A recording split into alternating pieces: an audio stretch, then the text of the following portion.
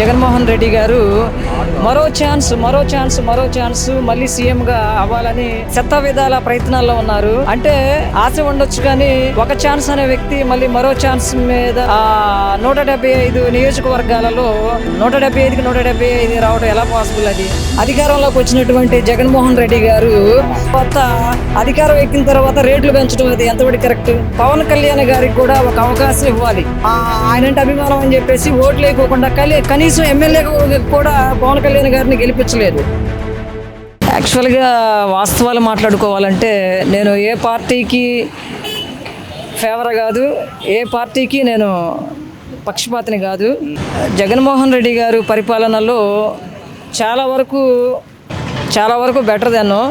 కాకపోతే ఏంటంటే ఒక అవకాశం, ఒక ఛాన్స్ ఇవ్వమని అధికారం చేజిక్కించుకున్నటువంటి జగన్మోహన్ రెడ్డి గారు మరో ఛాన్స్ మళ్ళీ సీఎంగా అవ్వాలని శత విధాల ప్రయత్నాల్లో ఉన్నారు.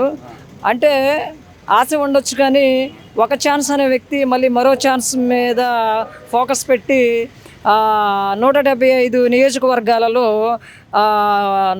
175కి 175 రావడం ఎలా పాసిబుల్? అది 175కి 170 గెలుస్తాం సిద్ధం అంటున్నారు ఎక్కడ చూసినా.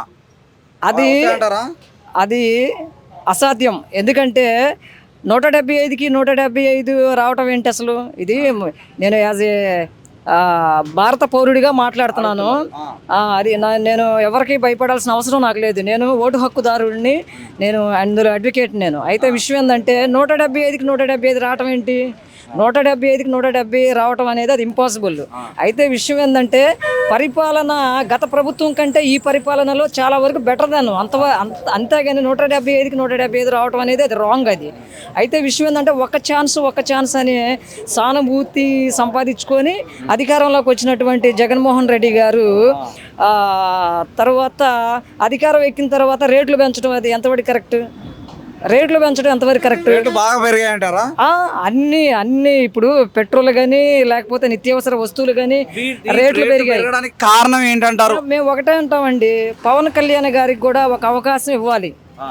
ఇప్పుడు పవన్ కళ్యాణ్ గారికి కూడా ఒక అవకాశం ఇవ్వాలి. ఎందుకంటే ఆయనని ఇప్పుడు రాష్ట్ర ప్రజలు ఓటర్లు గడ్డి తింటున్నారా ఏంటి? ఇప్పుడు ఆయన గెలిపిద్దాము, ఆయనంటే అభిమానం అని చెప్పేసి ఓట్లు వేయకోకుండా కనీసం ఎమ్మెల్యే కూడా పవన్ కళ్యాణ్ గారిని గెలిపించలేదు. ఇప్పుడు యాక్చువల్గా ఎవరికైనా ముందు అవకాశం ఇస్తే దాన్ని బట్టి పరిపాలన ఎలా చేయాలి ఏంటనేది చేస్తారు. కాదు, ఇప్పుడు రేట్లు పెరగడానికి కారణము ఉచిత పథకాలు అంటున్నారు, నిజమేనా? ఉచిత పథకాలు ఏంటి? అమ్మఒడి, రైతు భరోసా అని ఇస్తున్నారు కదా, ఆటోలకు డబ్బులు ఇలా ఇవ్వడం వల్ల అప్పు పెరగడం వల్ల రేట్లు పెంచుతున్నారు అంటున్నారు. అంటే ఒకవైపు తీసుకోవడం, ఒకవైపు నుంచి ఇవ్వడం అంటున్నారు. అది ఇప్పుడు జనరల్గా అప్పు తెచ్చారు ఆ ప్రెజరు సామాన్య ప్రజల మీద కదా పడేది కదా.